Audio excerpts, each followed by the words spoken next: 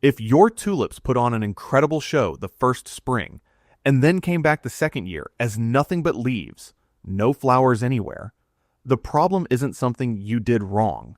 You start wondering if you have bad soil, bad luck, or just a bad variety. So next fall, you buy a fresh bag of bulbs and start the whole cycle over again.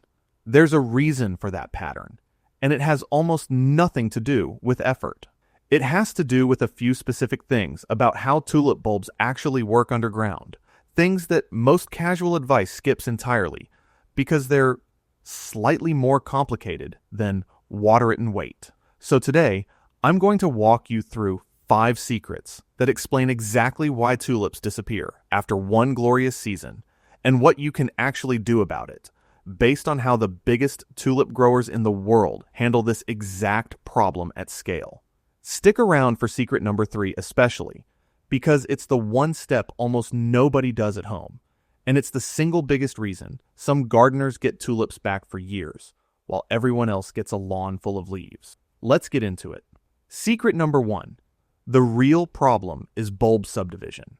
Here's something most people never learn about tulips. The bulb you plant in the fall isn't the same bulb that's sitting in the ground the following year. Once a tulip finishes blooming, the original mother bulb starts to exhaust itself, using up almost everything it stored to produce that single spectacular flower, and in the process it splits into several smaller bulbs, called offsets, clustered around the basal plate where the old bulb used to be. This is a completely natural part of the plant's life cycle, the same basic mechanism that lets tulips multiply in the wild. But in a garden setting, it creates a very specific problem. Those new offset bulbs are small, and small bulbs simply do not have enough stored energy to produce a flower. Research on bulb flowering thresholds shows that a tulip bulb generally needs to reach somewhere around 10 to 12 centimeters in circumference, roughly the size of a walnut or a small golf ball, before it can put up a bloom. Anything smaller than that will still send up a single leaf, because the bulb has enough energy for basic growth, but it does not have enough left over to build a flower bud on top of that. So when you see nothing but foliage in year 2, that's not a dead or failing plant, and it's not a sign you did something wrong. That's a bulb that successfully divided into pieces too small to flower yet, and depending on conditions, those pieces might need another full year or 2 of quiet growing before they're big enough to try again. Most modern hybrid tulips also divide faster and less predictably than the wild species tulips they were bred from, which is part of why hybrids in particular have a reputation for disappearing after one season. Understanding this one fact changes everything about how you approach the rest of tulip care, because from here on, your entire job is managing that division process instead of fighting it or assuming your plant simply failed. Secret number 2.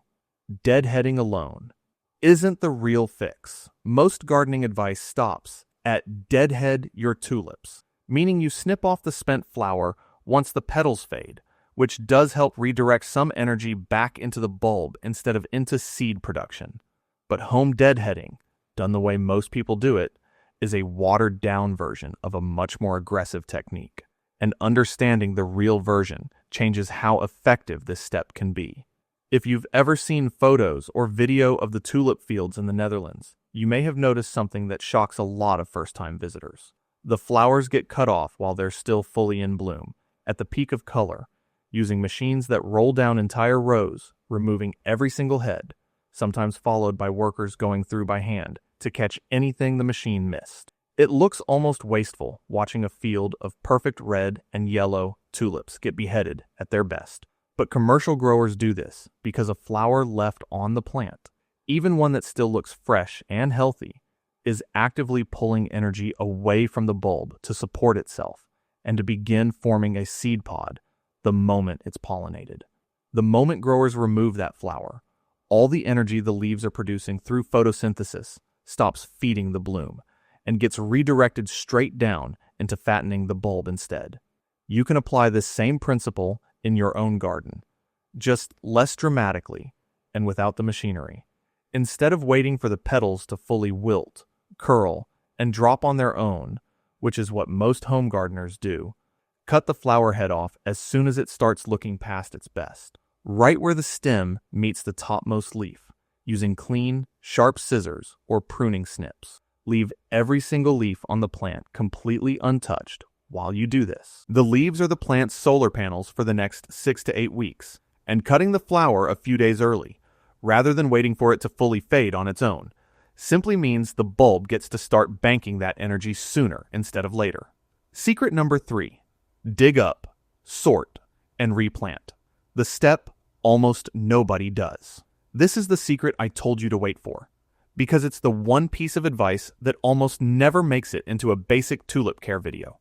And it's the difference between a bed that fades out after one season and one that keeps producing real flowers for years. Most gardeners either leave their bulbs in the ground forever and hope, or they dig everything up and toss the whole clump back in without ever separating anything, which means you're planting a random mix of strong bulbs and weak ones together every single fall. Here's how the actual process works. Once the foliage has completely died back and turned yellow and papery, usually about 6 to 8 weeks after the flower's finished, it's time to dig up the entire clump rather than just leaving it in the ground and hoping for the best. Use a garden fork rather than a shovel, working from well outside the leaf line so you don't slice through any bulbs, and lift the whole cluster out gently. Give the bulbs a light rinse or a gentle wash to knock off the caked soil so you can actually see what you're working with. Then spread them out in a single layer in a shaded, well-ventilated spot, and let them dry and cure completely for several days before you do anything else, since bulbs that go back into storage even slightly damp are prone to rot.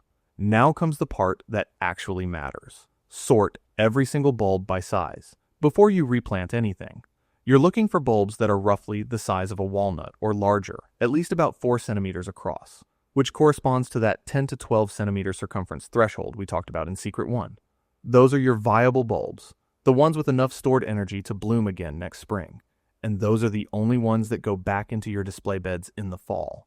The smaller offsets, anything closer to the size of a pea or a marble, should either go into a separate, out-of-the-way nursery bed, where they can spend a year or two bulking up in peace without competing for space with your show bulbs, or get composted if you don't have the patience for that project. This sorting step is what separates gardeners who get tulips back year after year from gardeners who don't, because it stops you from replanting a mix of strong bulbs and weak ones together in the same hole, which is exactly what produces that patchy, leaves-only look the following spring. It takes maybe 20 extra minutes per bed, and it's the 20 minutes almost everyone skips. Once everything is sorted and fully cured, store your keeper bulbs somewhere cool, dark, and dry, ideally in a mesh bag or an open paper bag rather than sealed plastic, ranging somewhere in the mid to high 40s Fahrenheit if you can manage it, until it's time to replant them in the fall alongside anything new you're adding for Secret 5. Secret number 4. Drainage decides whether any of this works. You can subdivide correctly, top your flowers at the right time, and sort your bulbs perfectly, and still lose everything if your soil doesn't drain well. Because tulips are famous for hating what gardeners call wet feet. These bulbs originally come from dry, rocky mountain slopes in Central Asia, and their entire biology is built around a cold, wet spring followed by a hot, bone-dry summer in loose soil with a slightly acidic to neutral pH, somewhere around 6 to 6.5. During active spring growth, while they're putting up leaves and flowers, they're perfectly happy with regular moisture, and a balanced bulb fertilizer worked in when the shoots first emerge helps rebuild what the bloom is about to spend. The simplest way to remember the whole pattern is deep, then dry. Water deeply while the plant is actively growing, then cut it off almost entirely the moment the leaves start yellowing. But the moment the foliage yellows and the bulb goes dormant for the summer, it needs to stay dry.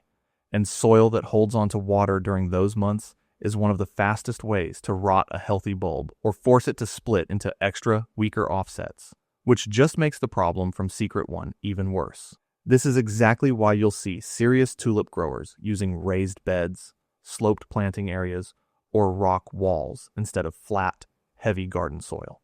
A rock wall or a raised bed built with loose, gritty soil lets rainwater pass through quickly rather than pooling around the bulb, while still giving the roots a brief drink whenever it does rain, which is also why the smaller wild species tulips, the botanical types rather than the big showy hybrids, are often planted directly into rock gardens, since that setup mimics the exact slope they evolved on. If your garden has dense clay soil that stays damp for days after a storm, mix in coarse sand or compost to loosen it up. Or consider building a raised section specifically for your tulips instead of planting them in the same wet beds as your thirsty summer annuals. Good drainage isn't a nice extra here. It's the difference between a bulb that comes back bigger and a bulb that quietly rots 2 inches underground where you'll never even see what went wrong. Secret number 5. Mix in fresh bulbs every year. Here's the secret that most tulip content won't admit, because it isn't a perfect, magical fix. It's an honest compromise. And that's exactly why it works in real gardens instead of just in theory. Even if you do everything right, subdivide correctly, top your flowers, sort your bulbs, and nail your drainage, most modern hybrid tulips still only reliably bloom for somewhere around 3 to 5 years before their genetics and their energy reserves start working against you. That's simply the nature of highly bred hybrid tulips compared to their tougher wild ancestors, and no amount of technique fully cancels it out. So rather than treating your tulip bed as something that has to survive on pure perennializing effort alone, do what a lot of experienced gardeners quietly do and top it up every single year. Every fall, alongside whatever bulbs survived your sorting process from Secret 3, add a modest batch of fresh, top-size bulbs, the kind you can grab in a bag from a garden center or a bulk store like Costco. Plant them into the gaps rather than replacing everything. And if you want to keep tracking your results, it's worth marking the new bulbs somehow, even just a small plant tag, so next year you know which clumps are veterans and which are rookies. This isn't giving up on the technique. It's working with the reality of how tulips actually behave in a normal backyard rather than a Dutch bulb farm. Your salvaged bulbs from previous years fill in as many blooms as they're capable of, and the fresh bulbs guarantee your bed still looks full and impressive even in a year where your older bulbs are having an off season. It's not the flashy, one-trick answer people want to hear, but it's the version of tulip care that actually holds up in a real garden year after year, instead of just looking good in a single photo the first spring. So let's put all 5 of these together, because on their own, they're just isolated tips. But as a system, they explain the entire tulip life cycle from bloom to bloom, and they explain exactly why so many gardeners give up on tulips as unreliable, when the plant was never really the problem. You understand that subdivision is why a healthy plant can still show up as leaves only the following year, so you stop blaming yourself or the bulb. You top your flowers early instead of waiting for them to fade completely, sending more energy into the bulb sooner rather than later. You dig up, sort by size, and only replant the bulbs that are actually big enough to flower, instead of leaving a random mix in the ground and hoping for the best. You build in real drainage, so your bulbs survive their dry summer sleep instead of rotting or splitting into even smaller pieces, which quietly ties back into Secret 1 and keeps the whole cycle working in your favor instead of against you. And you top up your bed with fresh bulbs every fall, so your display never fully depends on a handful of aging survivors that might be having an off year. Do all 5, and tulips stop being a one-season splurge you replant from scratch every single autumn, and start becoming a genuine, evolving part of your garden's rhythm, year after year. If this helped you understand what's actually been going wrong with your tulips, go ahead and hit subscribe, because this channel is built around exactly this kind of plant. The ones that get blamed for being unreliable or fussy when the real issue was always missing information, rather than a lack of effort on your part. New videos like this go up every week, and the next one might finally explain the plant that's been quietly frustrating you for seasons, without you ever knowing why. And down in the comments, I want to know, did your tulips come back as nothing but leaves last spring, with no flowers at all, and did you already have a guess as to why? Or have you actually managed to keep the same tulip bed blooming reliably for several years running? And if so, what did you do differently? I read every single comment, and they genuinely shape what I dig into next on this channel. Now go check your tulip bed while there's still time this season. Dig a little and figure out which bulbs down there are actually worth saving before you write off the whole patch. I'll see you in the next one.